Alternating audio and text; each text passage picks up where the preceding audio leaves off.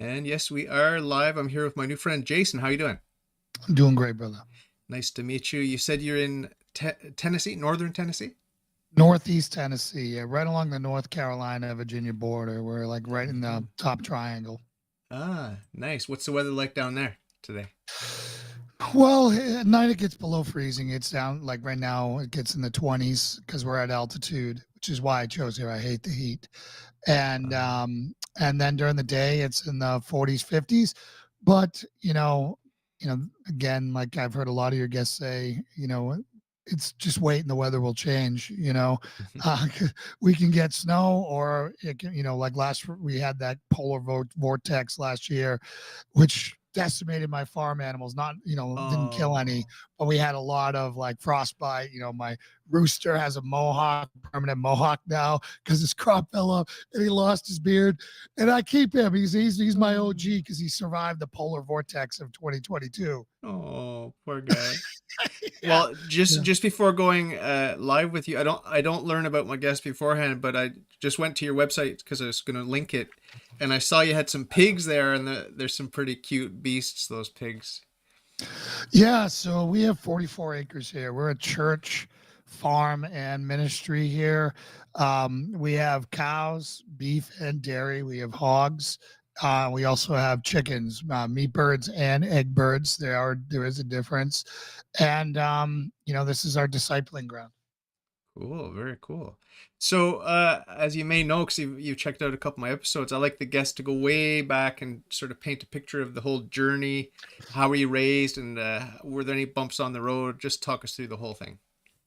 Yeah, so start off the top. I was an atheist for 37 years, a diehard atheist for 37 Oh, years. So we share that. Also dabbled a little bit. Well, I'll just start off. So, I was never baptized. I was never raised with faith. My grandfather was an orphan in Newfoundland. It was actually molested in St. Vincent's, which is oh, the a famous one. orphan. Yeah, the Boys of St. Vincent's Yeah. the orphanage in Newfoundland by Catholic priests, which soured the entire family and sent my whole uh, family down a very dark path. Okay, drugs, death, faithlessness, the whole spiel. So I was raised without that, and we were born with as empty vessels, and either the Holy Spirit's going to fill you or the world is going to fill you, right? And so my mom had me; she was 16. My dad was 18. That didn't last very long. Um, and So I went down a pretty dark path. Without, I know you like the shorter version. I could take all day, so I'll just try to hit the highlights. So I went down a very dark path. Anger became my superpower. I started playing Dungeons and Dragons, which fixed my dyslexia. Took me from 2 grades behind and puts me 2 grades before him one summer in the fourth grade, right? But it also, even though the paladin was introduced to me there, now that was the first thing I saw and identified and wanted to be that. I don't know if you probably Yeah, know what yeah, I'm yeah, talking yeah, about. yeah. That picture in the player's handbook of that lone paladin in full play, breaking into hell and kicking butt. That was me, man. I wanted to be that. But after playing that for years, it really brought me more into the dark side. I started listening to extremely evil heavy metal, Slayer, King Diamond, all the satanic stuff, bought a satanic Bible, really went down the dark path there because I was so angry because I was an atheist. And I'm like, well, you know what? I'm pissed that God doesn't exist is what I thought. Right. So I'm pissed he's not here. I've got abandonment wounds from my dad and my mom and all these other things. So, I'm going to give the bird to the sky as much as I can. So did that, but, and really became kind of a thug until I was almost 20. And then at 20, I was, I was a big kid, worked out a lot, hung out with older guys, started bouncing at a club when I was 16, lied about my age, hooked up with older women, and dropped out of high school 2 months into 10th grade because why go to school and deal with young girls when I can deal with women now, right? I mean, that's how I thought, put all my faith in my first real girlfriend who was older. That didn't work out. John Eldridge writes a lot on this. I tried pouring woman into that hole, right? So once I got wounded, I became the serial wounder, right? So now I'm going to try to fill the hole, the God-shaped hole, right, with women, right? And I'm never going to be hurt again. So I'm just going to lie, lie, lie, become a serial womanizer. And that's what I'm going to do. At 20, I realized I was, after going out partying, doing drugs, I remember lying in bed. It's 10 o'clock. I did, some coke and stuff, and I'm staring at the ceiling. And I'm like, man, I can't believe I paid all this money to feel this way. I'm a complete piece of garbage. I was always really bright. Despite my dyslexia, I could be a straight A student at any time I wanted. Um, so I decided, I was an atheist at this point, so I didn't believe in God. I'm like, how am I going to redeem myself? And I was raised in Boston, right? And Boston back then was very patriotic. I mean, all Bunker Hills there, the Freedom Trails there. I walked by John Quincy Adams' house every day going to school. All these things. So I'm like, you know what? I'm going to serve my country. I'm going to go and I'm going to serve my country. So to make a longer story short, I go into the SEAL teams. Because it was the hardest thing I could find. I do 16 years in the SEAL teams, trying to fill that hole now with camaraderie. All right. Now I tried to go someplace where men would not betray, but all men betray. Right. And not only that, I, I'm broken. No one taught, no one discipled me. I was never discipled. So I'm still the walking wounded, and I'm still not living up to, I'm still a liar. I'm still a cheat. I'm still a womanizer. I'm still all these horrible things, you know. So while I was deployed to Iraq, I lost my little brother to heroin, and I came back. When I came back for his funeral later, or either slightly before or after. I can't, time is a little crazy trying to connect it all. But I went to the funeral and I looked around for all his friends, and his friends weren't there. And I'm like, where is everyone? And I found one friend who was there, and I'm like, where is everyone? Like, Jay, they're already all dead, lost to heroin. And I'm like, that's it. I am tired of making sand, these sandboxes where they hate us safer. I'm coming home. I'm going to join the war on drugs, and I'm going to go after this whole entire. I walked away from my military career with no pension, no nothing, right? And I'm just like, I'm just good because it was always about the mission to me. I bought hook, line, and sinker all the garbage they told me. I believed in nation building and all that crap, which I know is now, and because I went over there, and when I got to Iraq, women were hugging us because they could show their face for the first time. I saw the good part of it, and I thought when I was there that we were going to make Iraq like Israel, right? That it was going to be the Arab version of it, a bright place with democracy and all this stuff. But they don't want that. They don't want that. And they can't handle that, right? Which is what I learned over there. And we can't make them want to be like us. That's just the way it is, right?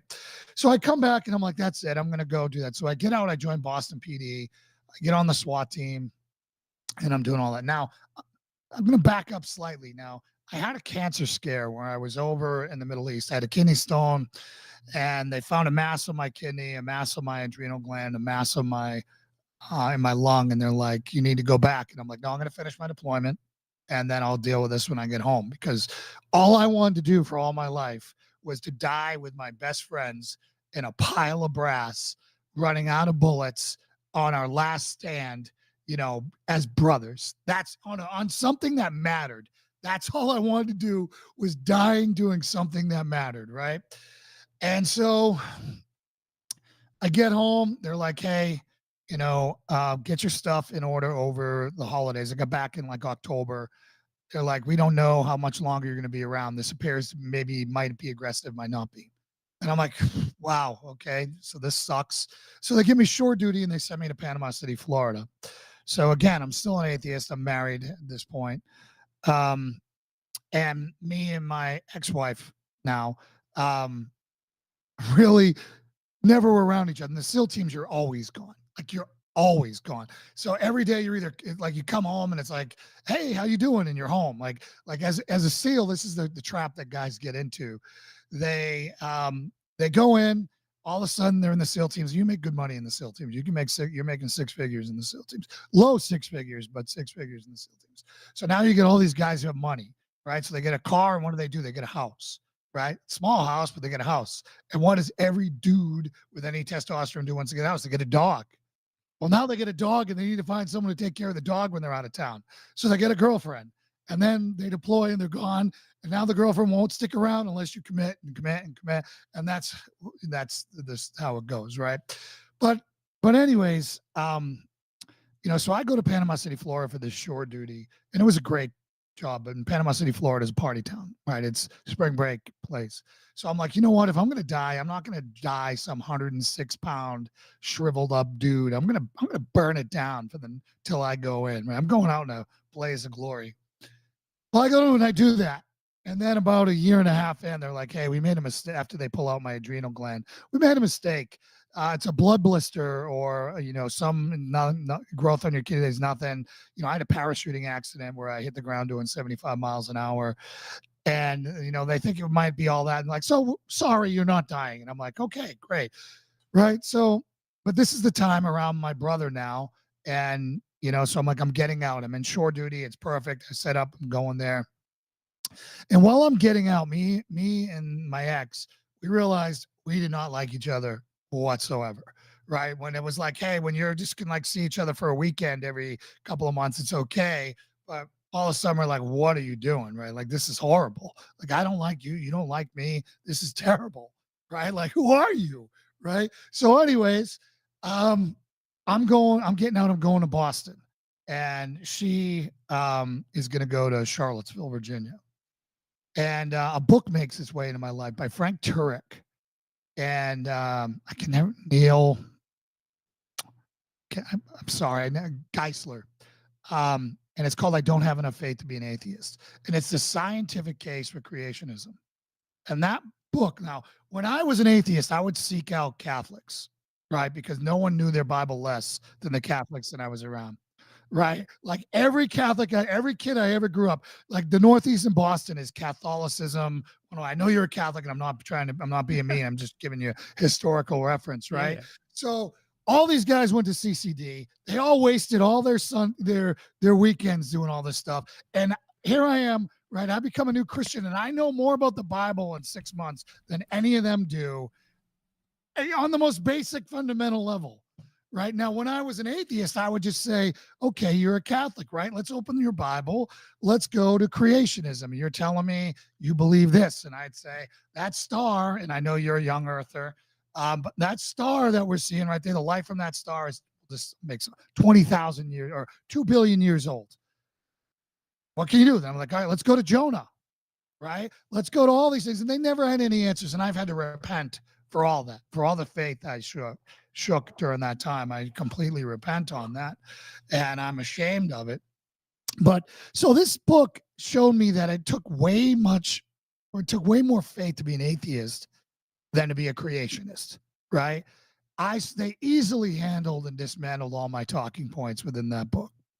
And then the second 2/3 of that book are the case for Christ, right? Basically saying that, hey, this is the evidence-based version on why Christianity is true. And that was right up my alley, man. That's exactly what I need. I'm like, well, they were right about this. They've gained credibility with me. I'm going to give Christianity a shot. So, I said a prayer and, asking Jesus Christ to be my Lord and Savior. I went to an alpha class in a Methodist church. And I'll tell you, when I said my prayer one night, and to this day, I don't know if I imagined it or not. I don't think I did. But when I said the prayer, I felt tingling from head to toe in my body, like a warm. Have you ever had your leg fall asleep? Yeah, yeah. It hurts, right? Yeah. Well, this was like that. I don't know if you've ever hyperventilated. When we Yeah. do the 50-meter underwater swim, you can hyperventilate and your body floods with this warm, tingling sensation. It was like that in my whole body, right? And I woke up the next morning, like, that did not happen. This is like, I'm a rational dude. I am the least charismatic dude you're ever going to meet in the Protestant faith. So I'm just going to say that to you right now. So anyways, but I go to the gym the next day, right? Now, I used to listen to Slayer, and my favorite song when I wanted to bench 500 pounds was I put on God Hates Us All, right? And then it would just take off from there. I put it on, and I can't listen to it. Without without even trying, God, my sanctification had begun and God had ripped that from me. But the problem was is he took my primary fuel source, man. Uh, Right? He took my anger from me. Right? Now I'm still an angry dude, but I was, in the SEAL teams, I could survive anything. I could do anything if I could just burn hot enough. Like I'm terrified of heights and and I'm a skydiver now with the SEAL teams, right? And I'm just like, so I'd have to get angry and I'd listen to music that would channel that anger. And that's how I would overcome it. Well, that's gone. And I'm just like, what do I do now? Right? Like I sat there for 15 minutes trying to hit that set, hit and skip because none of the music was compatible with God. Right. And I'm just like, oh man. So, anyways, um, I could go to Boston, do the SWAT team stuff, have a son born with autism. Um, and that crushed my baby Christian legs, right? Watching my son struggle, um, when everyone else was doing great, all this stuff. So I'm like, blew up my marriage, the whole thing. During that time, I'm bodyguarding a guy worth, I think, $52 billion at that point.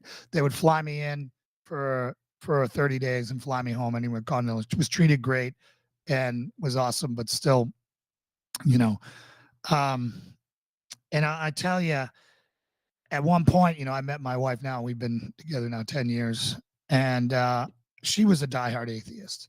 And I said to her, and I go, hey, I have like I'm messed up right now. I've got one foot in the agnostic. I can't go back to being an atheist. So right, because I don't believe that. I believe in creationism. So I don't know what I am right now. I got one foot in one camp, one foot in the other camp. What do I, do you want to go on this walk? And she'll tell you in her testimony, we're gonna get rid of this Jesus guy. We're gonna get rid of this. Well, both of us were baptized a year later, right? Immersion baptism was awesome, and my wife is the most godly woman I've ever met. But so, anyways, I get saved, right? So end of story, right? No.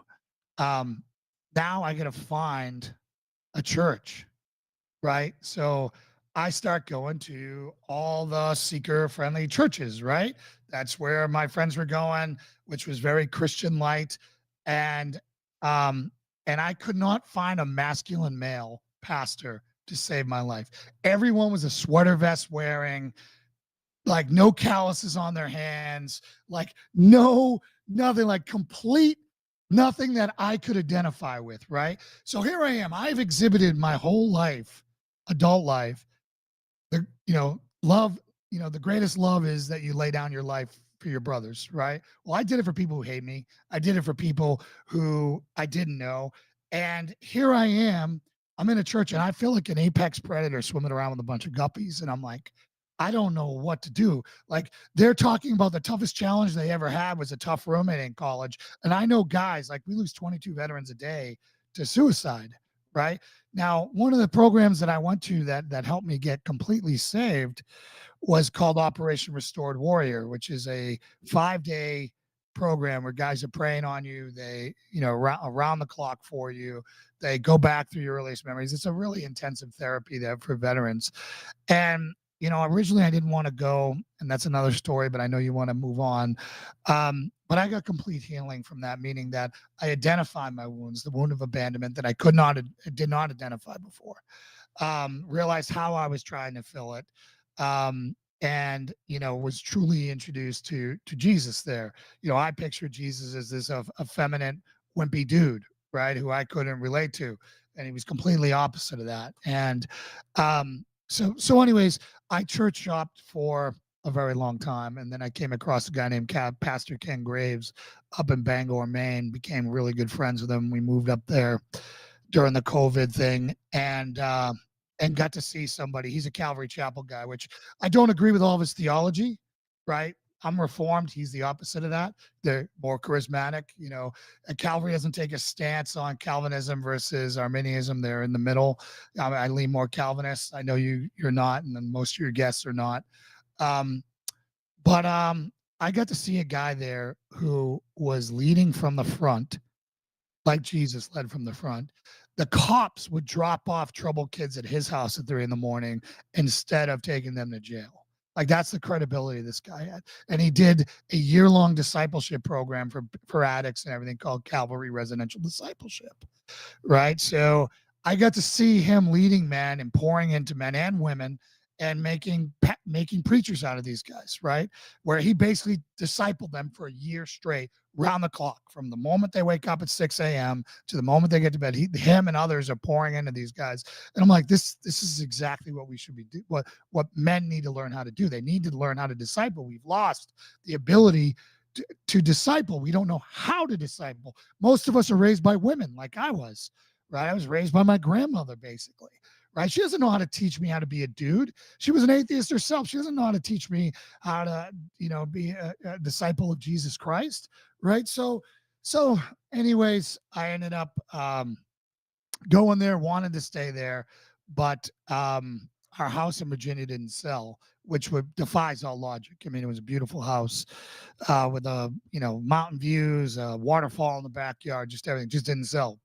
Beyond, it was supposed to sell in a day, didn't sell. So we packed it up and we moved back, licking our wounds right before the election, 2020 election. And I'm like, where am I supposed to go, God? Like I thought this was it. I was going there to study at Ken Graves' feet, like, and we were gonna, figure this out and like serve you for the rest of your life, my life. And then but then my life took off. I prayed the most dangerous prayer, which is, God, send me anywhere. I'll go anywhere. I will go to places I hate. I will go to absolute. And I thought he was going to say, but if you, it would sure be great if you didn't. But I will go wherever. So, anyways, we did a lot of research, a lot of different things. My house sold in an hour. We bought a piece of property that was owned by Billy Graham. Didn't know until we went to closing. It's the 44-acre place that we have now. And I'm looking for confirmation. I'm like, God, if this is where you want me to be and this is what we're supposed to do, give me something. I look up on the deed, two lines up, Billy Graham used to own this place. And I'm like, all right, check. So in order to put up a flare in the community and let us know, hey, we're not your average dudes or husband, wife moving in here, we carried a 600-pound cross up a muddy mountain and put it at the highest point of the property. And the news covered it. Everyone covered it. I mean, it was great. We had 70 people show up to carry that cross. 20 men were chosen to go under it, and we carried it up. And God likes a story, so we made it rain. So we were all sliding down the mountain. At one point, 10 guys were on the ground, but the cross never touched the ground until it went in the hole. That's amazing. Wow, what a story.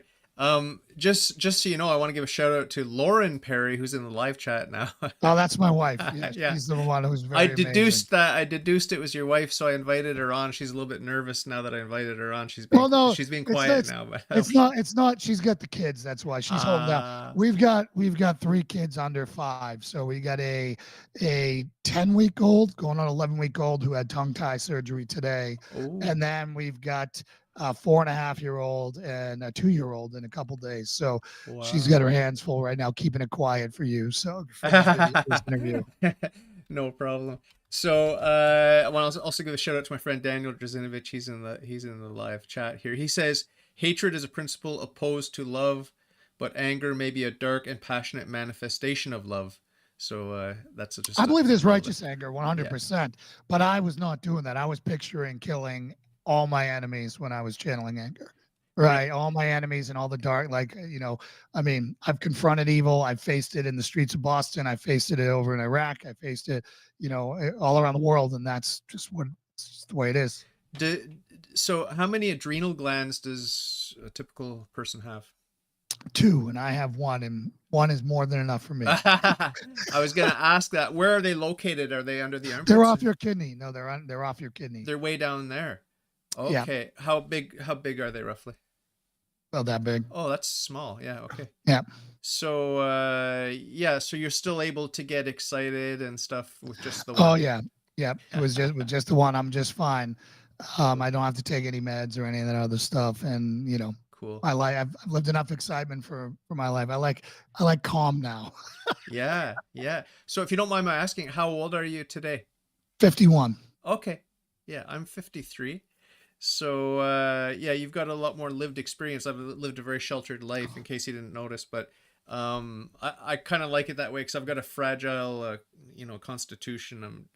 my wife's always nursing me back to health because I'm always just like on the edge of getting sick. But so we're opposites. Don't judge me too harshly. But I will I'm not a very not at manly all. man. I'm not a manly man like you. Not no problem. We're all made different, brother. Yeah. So I guess I just want to figure out like with your journey to Christ and your sort of personal development, and there's there's psychology involved with the baggage from trauma. Um what's the sort of essential, core of your faith?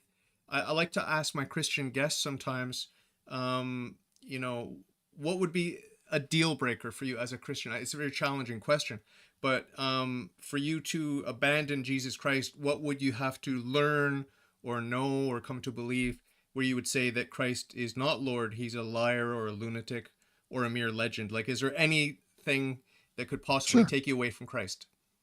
Truth.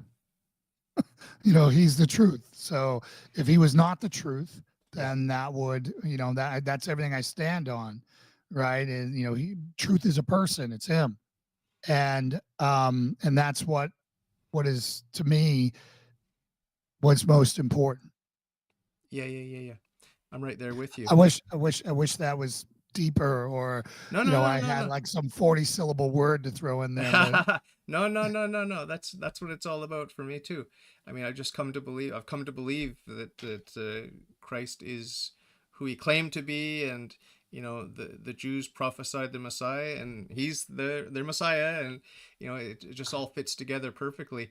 My friend Daniel's asking, how do you channel your anger now? Obviously, you're grounded in Jesus Christ, and you mentioned righteous anger, so you can channel everything through that. But are there other sorts of things where you get frustrated just with problems, and then you have to sublimate sure. through sports or activities? Yeah, so anger is now my opponent instead of my friend. Okay. So anger does work its way in me with frustration when I feel powerless, when I feel like I'm failing, when things are escalating out of control. Frustration, anger comes in. That's not what I used to use. I used to lean in, dump gasoline on hatred and violence and imagery because that's what I need to get through. What I would call was, for the lack, I don't want to say the word, but F it power. Right. I'm going to show everyone who didn't doubt. It's kind of like, David Goggins. I don't know if you know who David Goggins is. He's a SEAL who does like achievement stuff. He's an ultra marathoner and he runs 100% on ever problems. My heart breaks for him because I used to be that guy. And right now, if he dies tomorrow, he's going to die the angriest man ever, the most unfulfilled angry man tomorrow. And, I love him as a SEAL brother. I've never met him, but I just, as, I can diagnose and see that soul wound. And, I just would love to bring the peace of Christ to him. Yeah, yeah. It's challenging for a lot of men today because of, well, there's so many things that are coming to mind here. I guess I'll just throw them at you one by one. But things like divorce, you've experienced divorce, that's a tragedy. Um, Womanizing, you've experienced that, that's another tragedy. Pornography, that's another tragedy.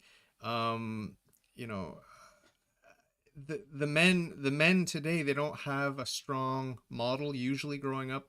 Some people do, um but it seems like a multi-pronged attack on the family and particularly on the man. So this is a trope that's being talked about everywhere on the internet today. It's a big movement, the men's movement, men's rights movements, and the no fap movement and all these sorts of movements for men. But you know there isn't always the Christian emphasis. So I'm just wondering, where's the overlap between the secular concerns, which are valid, a lot of the concerns are valid, and then what you've discovered in Christ? Is there a significant overlap there?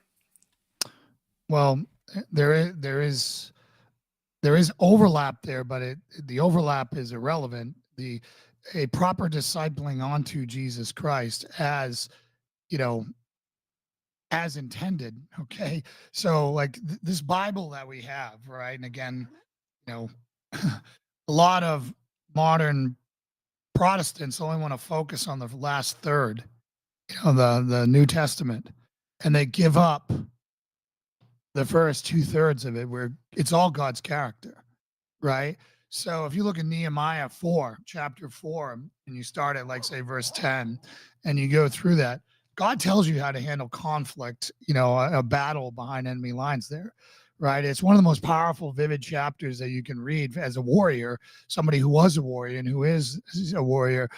And I see a lot of people who really struggle with the difference between trusting in the Lord and testing the Lord. Right now, trusting the Lord is this: I want to go skydiving. I go and I buy an appropriate parachute for myself. I register for training. I take the training. I pack my chute with the utmost diligence. I go up in a perfect plane. I jump out. I do everything I'm told. And I pray for God to bless that jump, right? Meaning that something crazy isn't going to happen, right? Testing the Lord is going up in the plane, jumping out without a parachute and saying, God, save me. Well, too often today, that's what we do, right? That's what we do. We walk around, like I'm also a prepper, right? And I know pastors who I love who are not preppers and they say, I don't think it's biblical. I'm like, well, tell that to Joseph, tell that to Noah, right? Also tell that to Nehemiah, and we can go on and on and on, right? I go, and Christians, I'm like, hey, do you have 90 days of food in your house? And they're like, no. And I'm like, well, listen, it's only rained manna once in history, right? Maybe God gave us common grace, which is these brains that can learn from history, from books, and all these. Maybe you might want to try that so that you're not sitting out there and being like, God, well, what's going on here? And it's like, well, I showed you the economy was collapsing. I've been showing you all this stuff's going. You've watched every other civilization collapse up until this point. Maybe you might want to prepare so you can be a light in that darkness. Yeah, yeah, yeah. Well, it's funny you mention that because with all the COVID nonsense, we'll try not to talk about it too much because I'm gonna get my I channel play. pulled I again. know. I get it. But I did for the first time ever in my whole life. I did get myself a substantial amount of food, and for me, you're gonna laugh at my diet, but my diet is very simple. It's rice and vegetables basically. I eat meat, but my wife doesn't. But it's pretty easy to stock up on rice and beans, so I got a bunch of rice and beans, and I love it. I mean, I find it delicious. That's like rice and vegetables is my favorite thing to eat. But so it's pretty cheap and easy for me to stock up, and now I'm sort of prepared because of COVID. Because I still feel like things are gonna hit the fan. I'm surprised they haven't already. In terms Well, of collapse. 2024 standby, Yeah. So the thing that pays the bills for me is not what you see here. The Yeah. thing that pays the bills for me is I own a security training consulting firm called Trident Shield, and we do security consulting. So I'm a risk manager for a lot of companies, and I was the first to call in the nation to call COVID a big deal. Like, not that it was going to be legit or not Huh. legit or any of these other things, but that our way of life was about to change and that companies needed to prepare for it because I saw how people were reacting to it. Mm. Right. So you're talking about in January of 2019, I called that. Mhm. Right. So, you know, I the odds of the January wheel, 2019. yeah. Because I want it was 2020, maybe it was 2020. Yeah, yeah, 2020. yeah, Yeah, 2020. yeah. Yeah. Right. So right after the big test drive that they all did in October, and again, we don't want to go down this thing where Well, we and could all talk that. about it. We could talk about it. Just we have to be careful what we say because I've had Yeah. problems with YouTube. They don't like my Same, opinions. same here. They I've don't had them like my remove videos opinions. for 2 years ago. you know but no, so right after that, when I was watching what was going on in China on film, people face planting in the streets and all these other things, and I'm looking on how it's spreading and this and that, and then I'm just watching like this is going to be a big problem. I don't know, like in the beginning I treated it as if it was Ebola, and then I watched the data and I adjusted my behavior as that. And you wear a shirt that you on the show sometimes, and I'm 100% the same way. So pure blood, 100%. So so we'll leave it at that. Okay. So the odds of the odds, it is still more probable than not that things will not go off the world off into hell. Yeah, Okay. But it's the most probable it's ever been in my lifetime. yeah, That's what I tell people. yeah, yeah, yeah, yeah. Yeah, well, I mean, like you said, I mean, it's just obvious when you look at the patterns throughout history that we're not immune. We're not immune to the same patterns. Like, it's just so obvious. It's so terribly obvious. And for me, I don't know what you think, but for me, one of the telltale signs is sexual license. So maybe just talk a little bit about pornography, masturbation, and the hookup lifestyle and that sort I of would thing. fold into that the LGBTQ Yeah, plus yeah, yeah, idea yeah, as yeah, yeah. well, Of course, of right? You course, know, the destabilization of of course. what God intended with Adam and Eve, one man, one wife, right? That is how, if without that, we go extinct, right? I've got a a 10-week-old baby in there. That imagine that without modern society. Imagine that, right? Thrown out of the garden. Imagine that having to figure out what to eat, what you can eat. Now, I mean, holy smokes, bro, right? Like I run a farm and I know how hard this is with modern technology. Now imagine having to figure that out because it's all firsts, right? Wow. So, we needed that unit, that team, right? That complete team, woman was taking out a man. They only become complete when they're together, right? Is 100% the way to go. Now, we raise our daughters, no sex before marriage, the whole spiel, no anti hookup culture, anti all that. That's what that has done is it's cheapened what God made beautiful. God made marriage perfect, right? There's a guy, Gordon Hugenberger, who happens to be a friend of mine, who was the first church I went to when I got to Boston, Park Street Church in Boston, oldest church in the country. It's a Congregationalist church. He's one of the brightest minds in Christianity. He's retired from that, but he's got decades of stuff on there. This is the guy who has the head of physics from MIT in his church, right? Mhm. This is the guy who has the head of the science department from Harvard in his church. So when he's talking Genesis 1, he can't be lazy, right? He can't just he's got to go out there and he's got to present cases, right? So it was perfect for me at the stage where I was still a fact gathering Christian, right? But anyways, he's got a beautiful sermon on marriage and that covenant, that when you make love, you are basically saying you are renewing your covenant, saying, I would marry you all over again. Right. That is what sex is meant to be. Our commitment, right? Because there's a possibility of life as well, right? Which is really hard with a big cost on the woman, right? That I am committing to you forever right here again. That's what it's supposed to mean. And it's not masturbating into one another, which is hookup culture. Yeah, it's so sad. I won't dwell on this topic, but I was just watching a documentary show the other day with my wife about this guy who had date raped 50 or more women using the little pill in the drink. He puts it, Ketamine. I don't know what drug it is, but he put it in the drink. And these women, I don't want to blame the victim, but there is a certain amount of blame that the victim has because, these women are used to hopping from bed to bed. And so when they woke up the next, like they first met this guy, had a nice date, and then go back to his place. And then the next thing they know, they're waking up in bed naked with him. And they're like, well, I didn't intend to do this. I don't remember what happened, but oh, well, I guess I'll date him now. He's a nice guy, whatever. And he's acting normal. But if you raise your daughters the way you're raising them, they're not going to wake up naked in a bed and say, well, it's just stuff that happens. I can't remember what happened, but apparently I had sex with him last night. It's like, we have to have some standards, and women have to have some standards. The only woman that turned him in happened to be a lesbian. He pulled this trick on a lesbian. She's like, there's no way I had sex with this guy, Yeah. right? Yeah. So Yeah. I mean, if like I said to my wife, it's like if I went to a party and there happened to be a gay guy there talking to me, and he offered me a drink, and the next thing I wake up next to him in the morning naked, and I know that he screwed me, I wouldn't just be like, oh, he's a nice guy, maybe I'll date him. I'd go to the Right. cops and say this pervert raped me. So that's the way Exactly. women have to be. The women have to have some kind of common sense about what is a human, what is intimacy, what is family, what is marriage, what is sex, what is it all about? Because if you don't, you end up just being a victim. So I blame parenting for that. I blame there's a lot of bad parenting. I agree 100%, but it's a lack of discipleship, right? It's a lack of knowing what God's standard is. If you don't know what God's standard is, you're going to make up your own, right? And that's the problem. When you start making up your own standard, well, it's whatever you want it to be, and it changes. Now, there's also, culture, right? Again, the culture that we all run with and the culture that we're all in right now is, I mean, it's as bad as it gets. I mean, Cardi B had a song, and it's probably not even the worst song anymore. I mean, there's a song called Pound Town, right? Sung by a girl. What do you think that's about? You know, WAP, right? And I'm not going to even, which means wet blank, Uh-huh.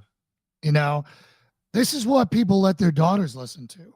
You put on Instagram and they're all dancing to it, not even knowing what the words are saying, right? They're dancing with their daughters, their little daughters, right? I mean, this is the demonic culture we have. And here's the problem that men have. If men are not discipled and they don't lead in their house, they check out, right? What happens is they end up marrying or they get with a strong woman who just takes care of everything.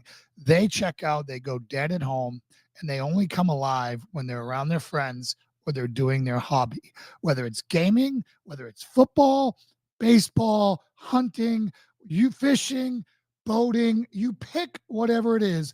That's the only time they come alive. And when they're at home, they're walking around dead on autopilot. And that's because they haven't been discipled. Yeah, it's tragic. I mean, there's so many figures out there that tell part of the story. Like Jordan Peterson, he's popular up here in Canada and worldwide. But I Love mean, Jordan. he's not.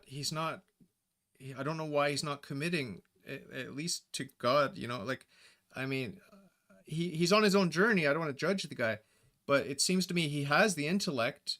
Like by the grace of God, you used your intellect to discover that Christianity is true. I don't know why he can't do that. I guess it's just a gift, and we've got to wait till God taps him or whatever, right? You sound like a Calvinist there for a second, but hold on. Yeah, No, well, it's the grace of I God. It's think, the grace of God. yeah, yeah. So I think the problem with Jordan Peterson is his standard for himself, right? If you've looked at, and I've watched decades of his content, Oh, right? okay. You know, it's his standard for himself. He's like, what? One of his famous sayings is, "If I said I believe in God, what would that even do to me? Like, how would my behavior change? What is the standard I'm going to have to live, right? If I say I believe that," because he's a very precise, literal guy, right? So if he believes in God, he believes that everything he does is going to have to be different, right? And you're talking about a guy who did battle substances, right? He had to go to Russia, get put into a coma to get off of drugs, right? Again, I'm not judging him. I'm glad he did that. Here is what I will say about Jordan Peterson. I love him. I think he's a force for good. Okay. I think he's brought more people to Christ than most churches, believe it or not. Okay. I also think that Jordan Peterson is the most effective communicator in my lifetime. When I listen to Jordan Peterson talk, I learn at an unbuffered rate. Meaning, right? As he's talking, I am downloading everything he's saying in real time without any buffering. Now, there are other intellectuals who try to teach that are nowhere near as effective as he is, right? They layer analogy on top of analogy on top of analogy, and if you don't have a classic education, you haven't read Shakespeare's complete works or all of C.S. Lewis works, you have no idea what they're even talking. He does not do that. He teaches to the masses in the most effective way I've ever seen possible. Well, we'll pray for his conversion. I know there are a lot of Oh, people. A lot of people are just like waiting, hoping, and waiting for him I and hope for other celebrities. And a lot of the time, this brings me to my next topic. A lot of the time, it's factional. It's like, oh, join my Christian community. No, join my Christian community. So this brings me to the topic which is near and dear to my heart, which is unity. Christ wants us to be one as He and the Father are one, but we don't have that. If you haven't noticed, we haven't got that unity, that Christian unity, and it's a big deal. I want us to be united in our Christianity, and I appreciate all the truths, the Christian truths of every Christian community, and any errors or lies or whatever that are mixed in. Obviously, I reject that, and that's the same in my own Catholic community. Any of the errors and lies, I renounce. But how do you think that we can move closer to Christian unity? Is it about going back to the Bible, going back to basics? Is it about men being leaders in the home and building society from the ground up with proper families and a civilization that's Christian? How do you see Christian unity coming about? well, one, the church has been infiltrated by a lot of wolves in sheep's clothing, right? You see the rainbow flags in all the churches. You see female pastors out there. You see all these things. These are non-starters. If we can agree on the basics, right? If we can agree on the basics, then we can move forward and there can be unity. You know, I can find a lot to agree with just about anyone, right? I mean, I ran a talk show with Mike Lindell, and my co-host was extremely charismatic, and she booked every single charismatic person who would I would agree disagree with them on more things than not, and I could still find things that we could agree on, right?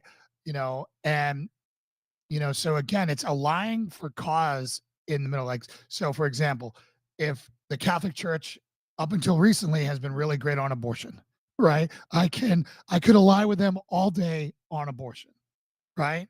Um, I can ally with anybody who's against abortion, okay? You know, because killing babies is wicked and evil.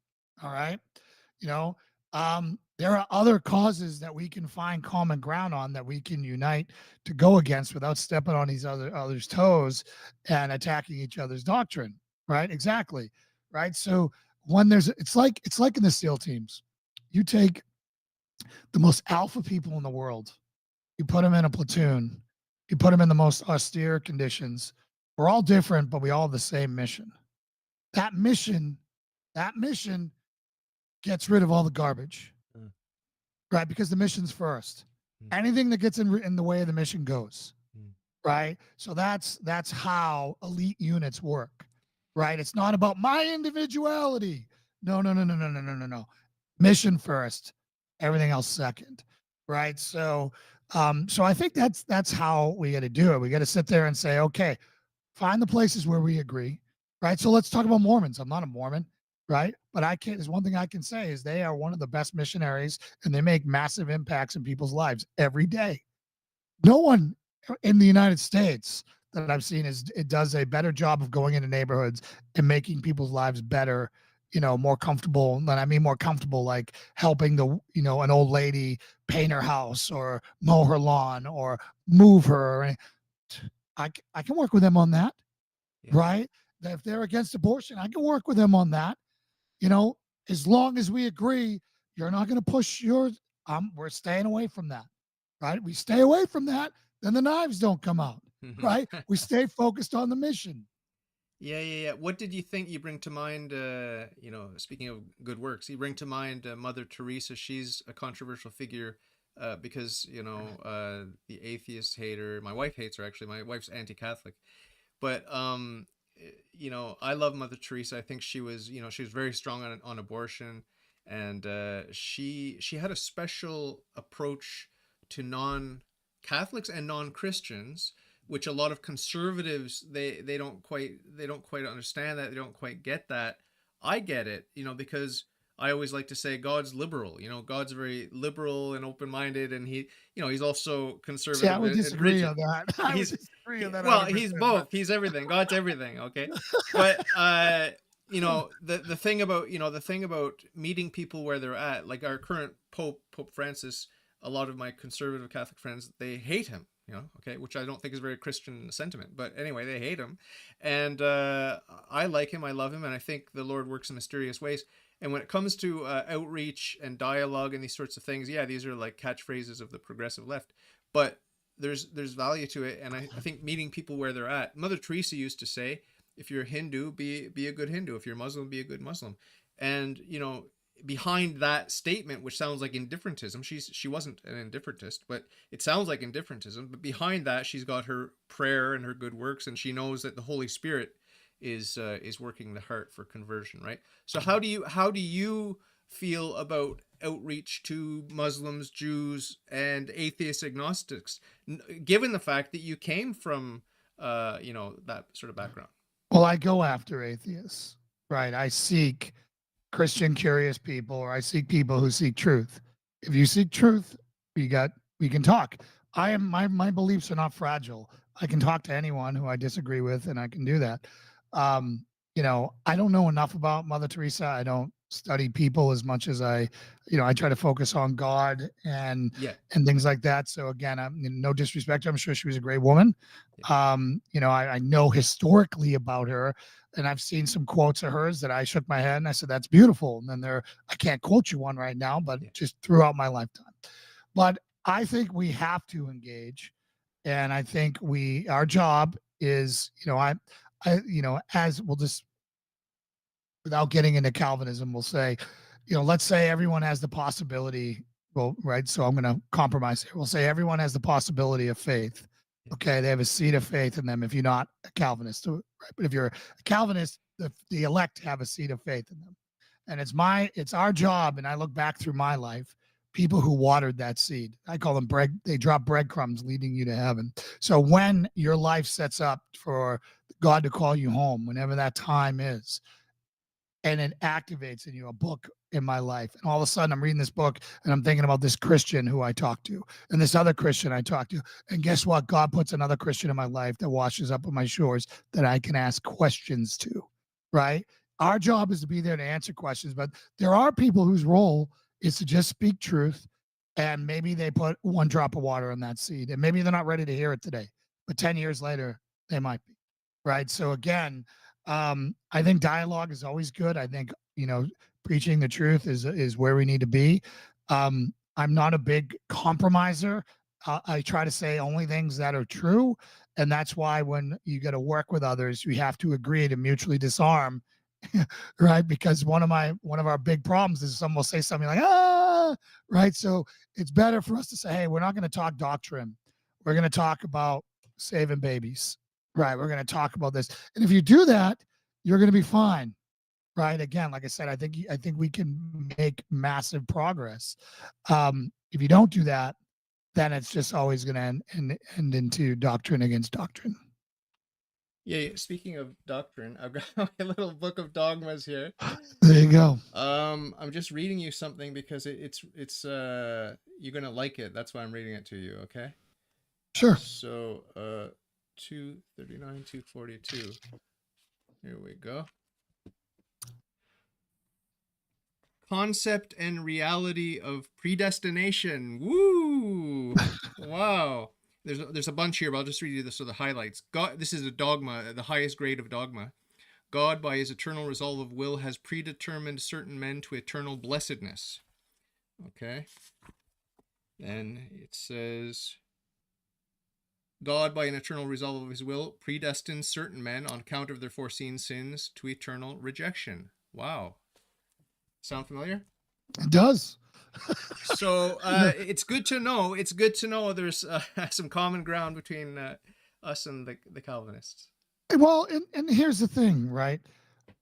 I don't. It, it's not salvation dependent, right? God's not going to be like, "Hey, were you a Calvinist when you get to Right. heaven, or were you Right. an Arminian, or whatever?" No, it's not going to be that. So again, Yeah. what God does behind the screen is okay. Is fun to talk about. Yeah. It's fun to talk about, right? It's just us trying to figure out, like with these little tiny brains, the guy who made the universe and DNA. All right, it's laughable. We're gonna get there. We're gonna be like, of course, right? So again, I have plenty of friends that are on all sides of this, right? And again, that's fine. My primary influencers are reformed, but there are people who are not. When they say, when you know, when you hear truth, this is what's so great about Christ and the Holy Spirit. When there are times you can hear truth and it's fine, but there are times you will hear a truth that's so powerful, it goes right through you. It strums this chord in the middle of you, and you're just like, that was truth incarnate that I just heard right there. And and there's no doubt in my mind on that, right? Now those are rare. They are very, very, very rare when those happen. And every time I get one of those, it's a blessing. Yeah. Before we wrap up, and I hope you come back because it's amazing listening to you and talking to you. Um, Anytime, man. in I think it's Second Corinthians where Saint Paul sort of lists, he brags about all his hardships that he went through and that sort of thing. Sure. Saint Paul is such a hero of mine, and I know the non-Catholic Mine as well. Christians, they really love him, and Well, Calvinists love them. We love Yeah. Romans. We Yeah, the live in book of Romans. Romans, the book of Romans. I We love the preach book of Romans Romans. all day, I every love day. it. I love it. I love it. So, just the manliness of Paul is it's an inspiration. I'm wondering if it's something you're conscious of in your work, working with men to make men sort of rise up to the occasion. Is Paul a shining figure, or is he just one among many, or does he really stand out for you? He stands out for me, but the things that really call to me in the Bible is, you know, well, two of the most celebrated men in all the New Testament are warriors. The centurion, right? Ah, Right?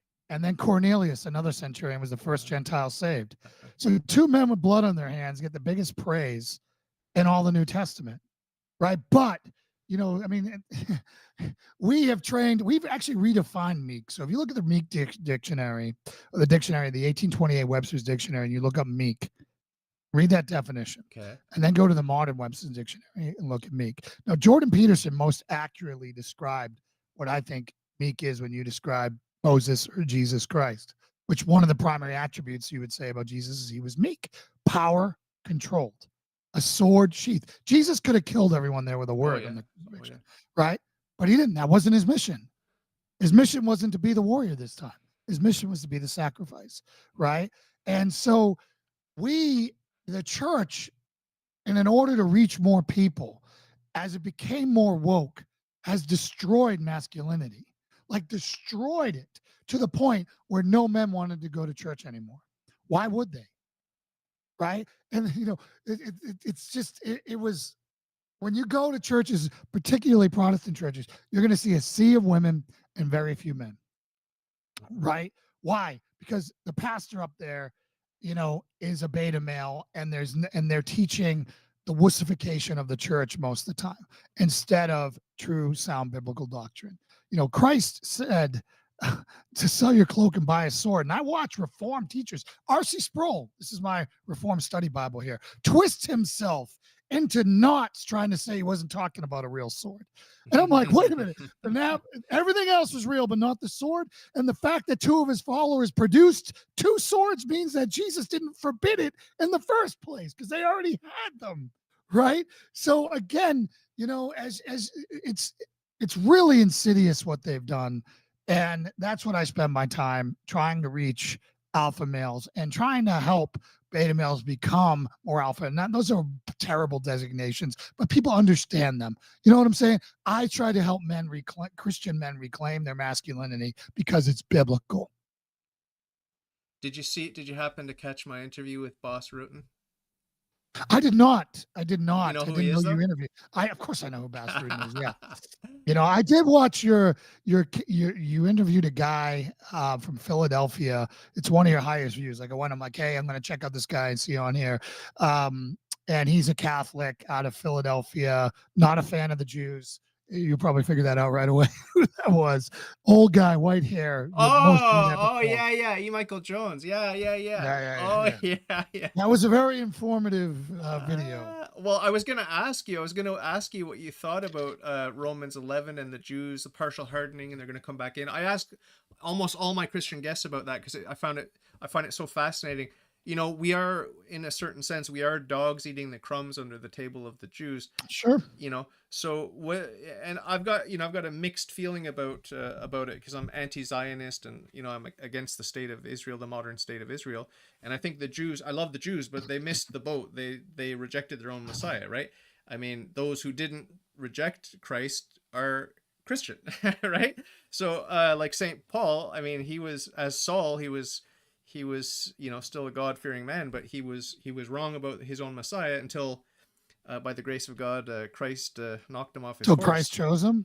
Yeah, yeah. Oh. Predestined, predestined. No. Yeah, Yeah. So on this, I believe what the Bible says, yeah. right? So, um, the people talk about replacement theology and all that stuff, and you know, I believe that people who turn to Jesus Christ and accept Him as the Lord and Savior are going to be saved, whether they're Jewish or not.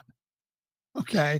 And I think that more Jews are going to repent as time comes on and as the truth is revealed. I'm a post millennial dude. So, even though as a post mill guy, I'm the least optimistic of them, meaning, the gate, I don't think the gate is as wide as some post mills make. I think the gate is narrow, right? But I think that they'll, just like if you ask a ton of people in America today, well, I'm going to make up numbers. These are generalizations. They might be ballpark, right? How many Christians are really Christians and how many of them are just cultural Christians? They're Christians because they were told they're Christians. They have a fire insurance faith, meaning, yeah, I believe in God, but they don't walk it out in any way. Right. They don't even read the Bible. They don't know what they're supposed to do. They're not Christians. Right. They're not. They were told they were. So they're a cultural Christian. So again, I find myself, I'm a post mill guy. I love Doug Wilson is the one who made me a post mill guy. I watched his debate where he debated an mill and a pre mill, and he mopped the floor with them with kindness. And I've never seen anyone crush someone in a debate with kindness and comedy. And he did it by making fun of himself. And I saw one of the most formidable things I've ever seen in my life. Again, it's easy to win a debate crushing your opponent with meanness, but to win it with kindness and love, that's something I had never seen before. Wow. So when you think about the end times and the signs of the times and the Antichrist and all that sort of thing, I don't know how much time you spend thinking about it. I don't spend a lot of time thinking about it, but it does seem like we live in dark times. And like you said, there are patterns in history that we can recognize, just general patterns.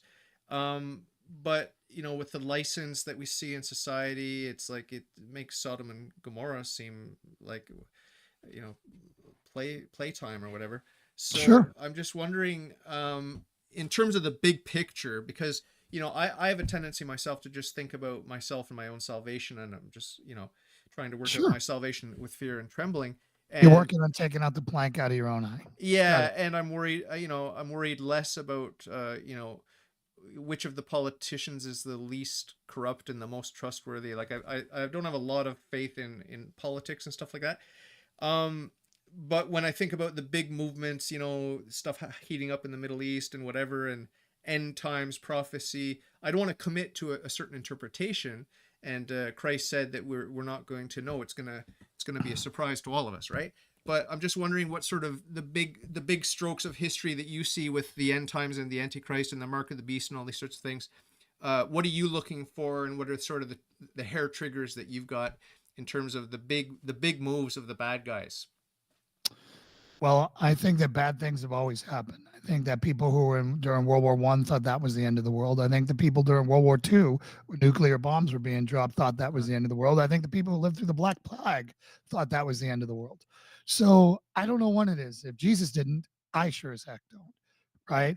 But what I can't stand is quitters like pre mills who are waiting to be raptured out, who don't try to fight for every inch of ground here. It's why we're in the mess we're in. Right. They do a self fulfilling prophecy.